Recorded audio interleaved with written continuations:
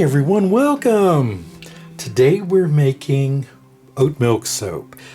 I had a special request for this, and it's such an easy soap to make, and maybe it's something you've considered too, so I thought I would walk through the process. So we're going to start out with our oats. Now, these are not going to look like the oats that you use. These are I started to say steel cut, they're not. These are inland oats grown here, right here on Soapy Oaks Farm. They grow wild around my pond. I dry them every year. They're very easy to come by here. And all we're going to do is, but they're the same. What I was going to say, these are not good for eating. They're way too tough. They don't taste very oaty, but they're great for soap making. They have exactly the same attributes of the oatmeal that you would purchase in the store. But the one advantage is these are organic, and I'm sure you can get organic oatmeal, but I know where these come from, so I'm very happy to use them.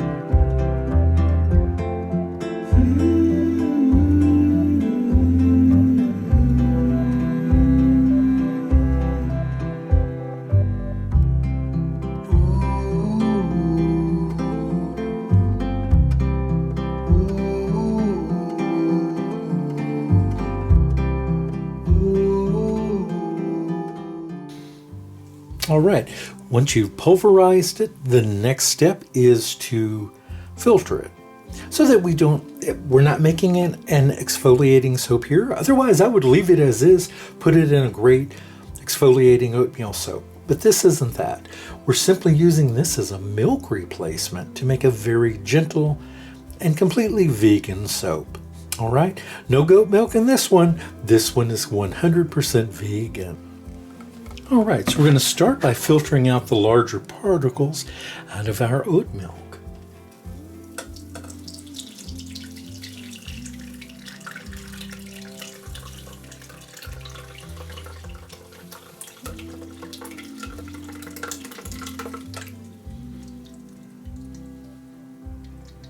So I'm just going to let this drain out here a bit, and then I will sift it again. So hold on while I get that taken care of. All right, so I've got my oat milk completely double filtered now, and I'm now going to put it into ice trays so we can get to making our soap.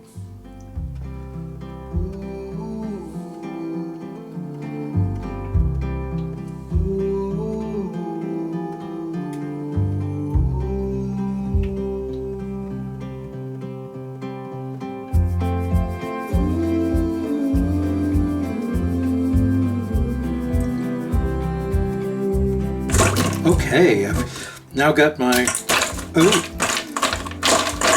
milk out of the ice trays, and we're ready to pour on our lye. Now, why would I freeze this? Well, just like with goat milk or other milks, I don't want to burn the oats. I have found that it's actually worse than burning goat milk, which I've only done one time in my entire life, but it was pretty awful. It just doesn't smell very good, and it does discolor it, unlike burned goat milk, which will return to a whitish color. The oatmeal, if it's burned, stays a darker color, and so I find by freezing it, especially when I'm making it 100% solution like this, I find that it's better to freeze it. And it will still turn a little bit of darker color. There is you see how it's kind of that gelatinous look there?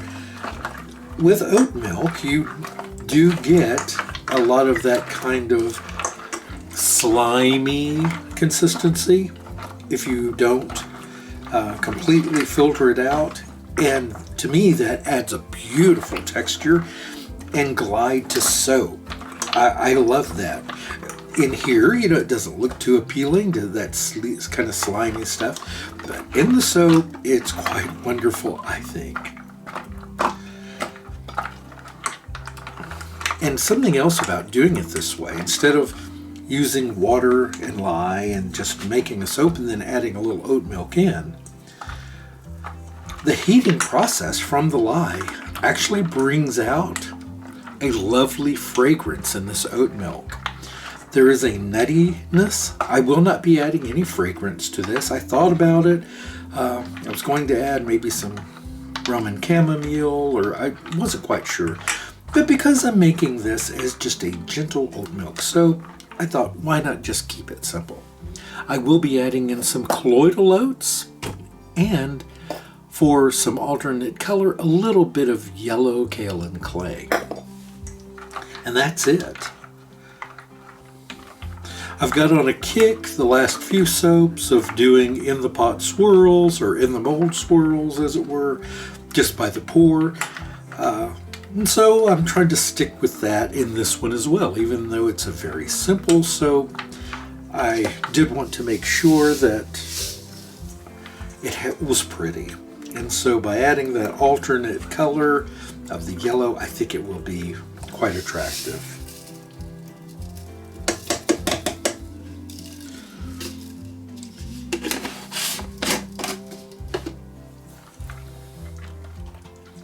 So I'm just going to keep stirring until it's completely melted. I did use a different camera angle. I was playing with some different things earlier. I'm trying to improve my lighting. That's certainly important to me because I know that good lighting is very important in these kind of videos. And my lighting has not been all that spectacular, so I'm just trying some different things, different camera angles. I've moved the lights around a little bit. I was just trying a different filming technique for making the oat milk. I was trying to do sort of more of a tutorial look, but I was in the way much of that part of the video, and for that I apologize. I didn't take in consideration where the camera was located while I was working, and I wasn't paying attention. And if you don't pay attention, sometimes things don't work out the way you hope they would. But isn't much of life that way too? Okay, I'm going to go ahead and hit this with the stick blender to kind of break up some of that mucilage stuff in there.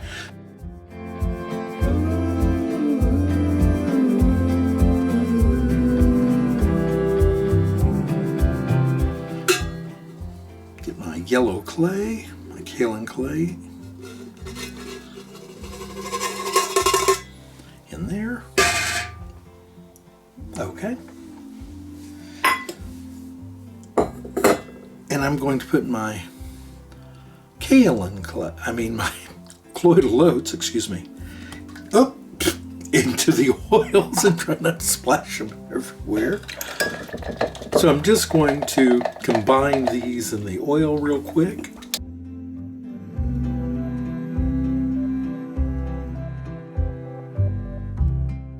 I'm going to add in our oat milk lye solution into our oils.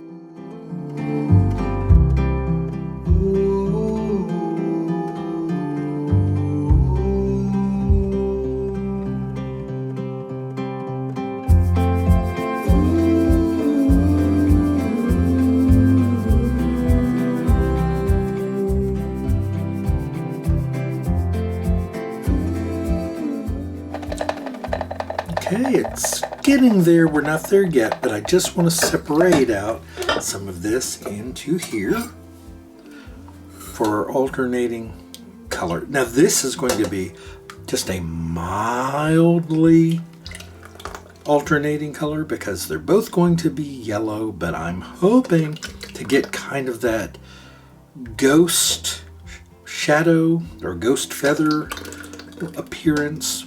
I'm not sure how that's going to come out.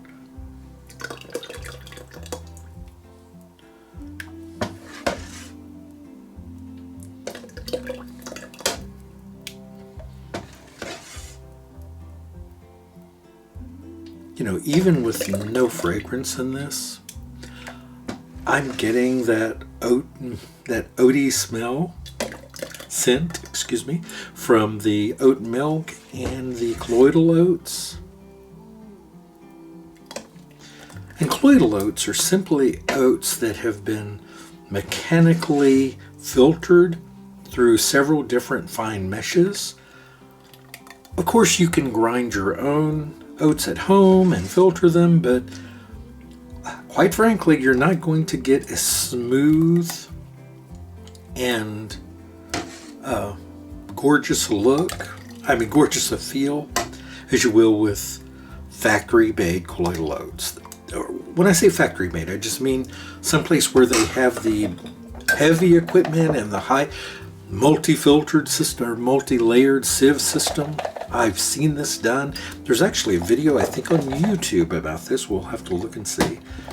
Isn't there a YouTube video on almost anything?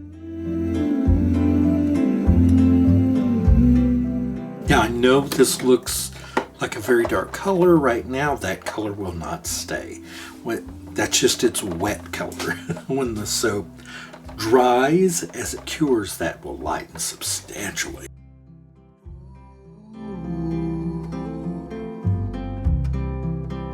To this side, I'm going to add just a little bit of titanium dioxide. I just want to try to lighten that up a tad bit. Just make sure we do have a variation in our color.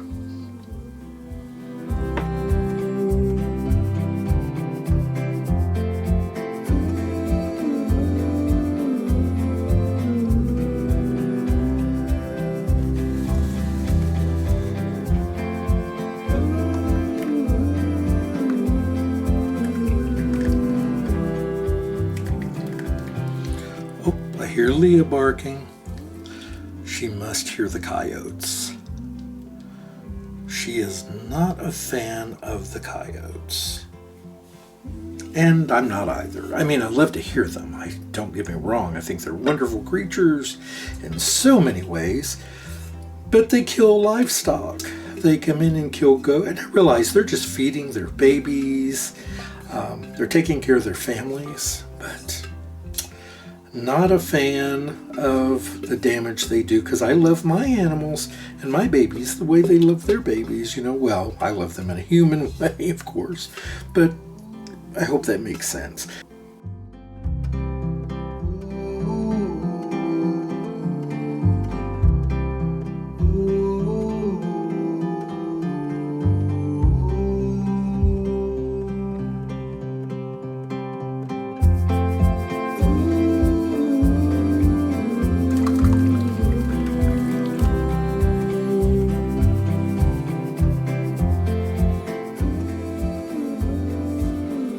Now we're just going to wait for it to do its thing, and then we're going to cut it.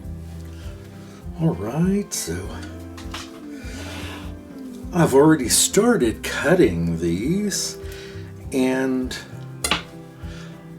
I think I got just the color I wanted. So I cut this loaf first, so you can see how once they dry, this is after about an hour, they already start to change color. I did this because I know how these do, and I just wanted to show you sort of a before and after. But I got the swirl patterns that well, they're not quite as pronounced, but you can see there is a slight variation in some of these. This is the natural sort of oatmeal-y color, the lighter color, and then that is the yellow clay, so it gives some variation. It is very subtle. But these are, I think, the perfect gentle vegan soap for anyone that has any type of sensitivity to or aversion to animal products like milks or tallows or anything like this. This is just as simple as I can get. I've made these in these large 8-ounce bars. I don't think that just because it is a vegan bar that it need be any less substantial or of value to my customers.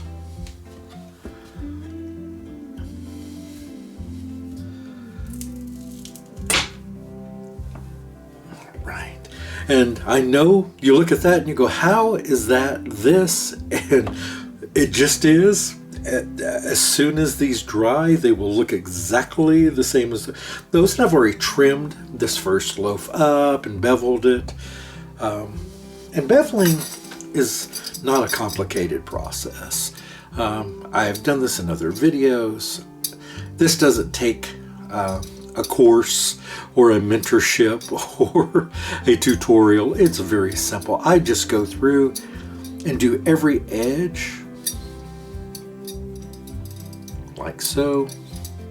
There are 12 in all in case you're counting, and that's it. And sometimes I will go through and trim off. Okay, let's say the top is a little rough, which it did there we go. It did volcano just a little bit, just on the very tip top of these. So I may go through and level that off and then trim it again. Take away those sharp edges, like so. And yeah, isn't that funny how green it looks right now? But that'll change. I've got another loaf here though I need to get cut, so set these aside here. So I hope you all have had just a terrific day. You will notice on the last video, I actually started commenting again and responding to your comments and things. Something that I'm going to try to work at. I actually went and watched some other soaper videos, which I haven't had an opportunity to do recently, so I just made the time to do that because I miss seeing how my fellow friends in the soaping business are doing. And if you are a soaper too and you've got a newer channel or a smaller channel, or any channel for that matter, but certainly the smaller ones, feel free to reach out to me and let me know, that you have a new channel, and I'll come over and check you out, because everybody started at one time, small, and I think we should all support one another as best we can. All right. So that's them.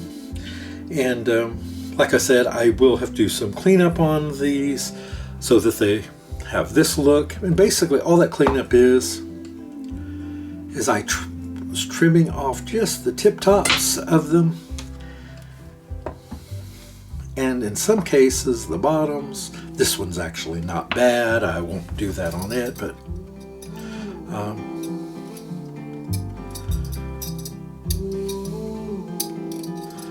go.